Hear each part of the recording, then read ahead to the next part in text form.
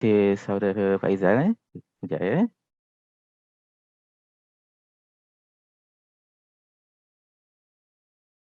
Sekejap.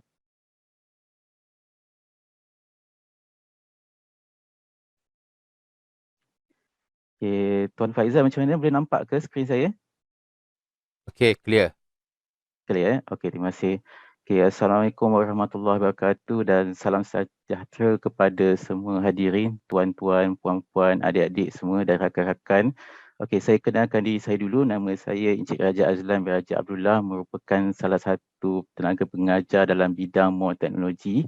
So, dalam tempoh 5 minit yang singkat ni, saya perlu terangkan sedikit sebanyak secara roughly apa itu kepentingan MOL Teknologi, apa yang dibelajar dan prospek kerjaya dalam program MOL Teknologi ini. Okey, saya start seterusnya ya. Okey, di sini gambar adalah satu gambar kereta yang ada komponen-komponen plastik komponen-komponen plastik. Saya nak terangkan di mana selagi kita menggunakan produk plastik adalah program motor ini sentiasa relevan. Okey, produk plastik ni bukan sahaja untuk otomotif, dia juga digunakan untuk produk-produk seperti gadget, barang elektrik, barang dapur. So yang kita guna selama ni, yang guna sehingga sekarang, so akan digunakan untuk akan datang juga. Jadi produk plastik ni dan teknologi MOL ni akan sentiasa relevan sehingga kita menggunakan produk plastik. Okey, baik. Okey. So untuk start seterusnya, okey. Okey, secara amnya seperti yang kita maklum, JMI dalam pembelajaran dia adalah menggunakan praktikal 70% dan 30% teoretikal.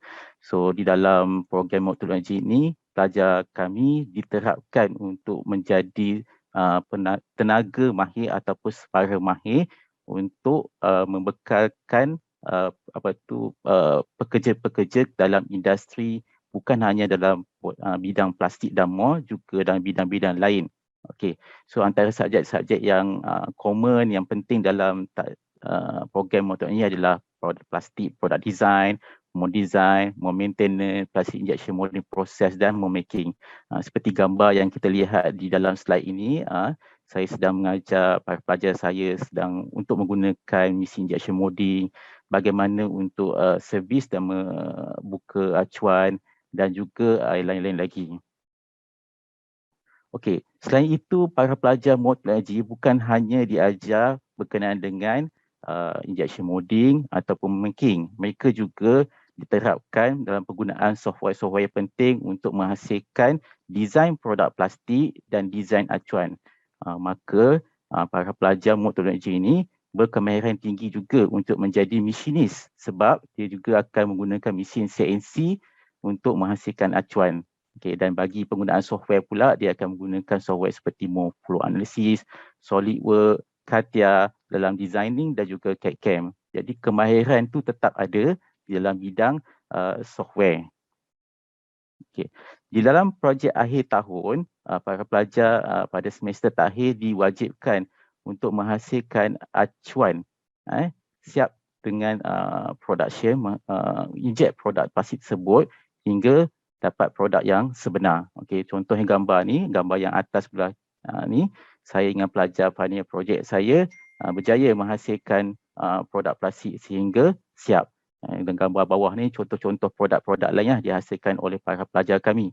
Dan gambar yang seterusnya sebelah kanan ni adalah contoh pelajar-pelajar ni selepas dia punya presentation final project, dia gembira sebab dah berjaya menghasilkan acuan dengan successful. Okay.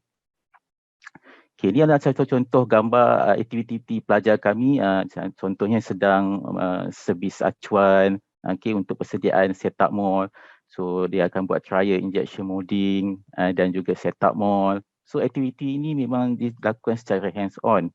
Penting sebab bila mereka disediakan untuk tenaga mahir dalam bidang acuan nanti atau bidang injection molding, mereka dah tahu konsep-konsep penting dalam bidang ini untuk menjadi tenaga pekerja yang baik dan mahir. Okay. Selain itu, untuk menjadi para pelajar yang baik di dalam bidang ini, mereka juga diterapkan penggunaan software-software penting seperti yang saya terangkan tadi. Contohnya mereka perlu tahu desain menghasilkan produk plastik. Okay.